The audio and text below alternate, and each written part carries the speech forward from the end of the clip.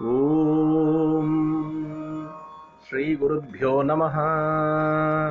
தென்னாருடைய பெரியவா போற்றி, எந்நாட்டவர்க்கும் இறைவா போற்றி. சர்வஜ்ஞா சர்வவ்யாபி பெரியவா சரணம். மாயப் பிறப்பருக்கும் மகாபெரியவாடி போற்றி. ஓம் ஸ்ரீ மகாமகணபதயே நமஹ. ஸ்ரீ சந்திரசேகராமிருதம் அமிர்ததாரை 1253, தெய்வத்தின் குரல் 5ஆம் பாகம், அத்தியாயம் ஸ்ரீ சங்கர சரிதம். இதன் இன்றைய புதிய தலைப்பு அவதார பூமிக்கான யோக்கியதாம்சம்.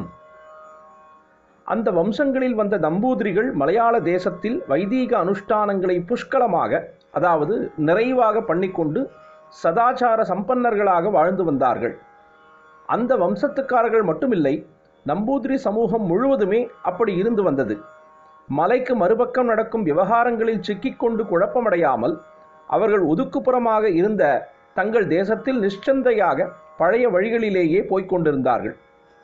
அப்போதென்ன, சாஸ்திரமும் வேண்டாம் சம்பிரதாயமும் வேண்டாம் என்று விட்டுவிட்டு எல்லாம் கிருசை கெட்டு கிடக்கிற தற்காலத்திலும் கூட, பின்குறிப்பு, இந்த பகுதி 1959 மார்ச்சில் ஸ்ரீசரணர்கள் ஆற்றிய ஓர் உரையை சேர்ந்தது. எங்கேயாவது கொஞ்சம் விதிவத்தாக அத்தியனம் நடந்து வைதீக ஸ்ரீ இருந்து கொண்டிருக்கிறதென்றால் அது மலையாள தேசம்தான் என்று தானே பார்க்கிறோம்.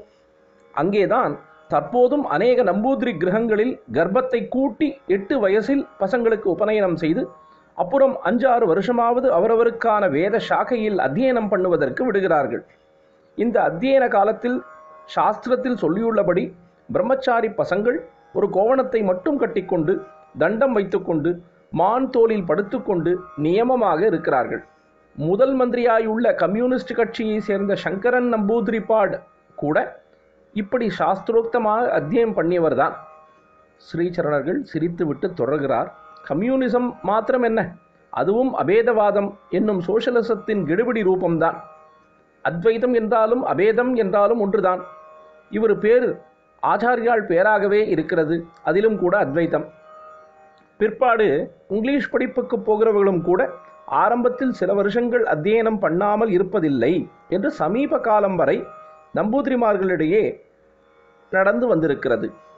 இந்த 20ஆம் நூற்றாண்டின் புது நாகரீக கூத்தாட்டத்திலும் கூட இப்படி மலையாள தேசத்தில் ஓரளவு வேதாத்தியனம் இருக்கிறதென்றால் 2500 வருஷங்களுக்கு முந்தி எப்படி இருந்திருக்கும்?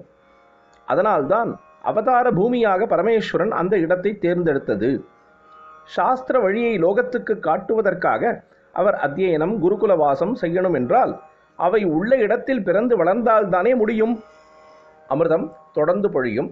பிரதோஷ சங்கர பிரத்யக்ஷ சங்கர. தென்னாருடைய பெரியவா போற்றி, எந்நாட்டவர்க்கும் இறைவா போற்றி. சர்வஜ்ஞா சர்வவ்யாபி பெரியவா சரணம். மாயப் பிறப்பருக்கும் மகாபெரியவாடி போற்றி.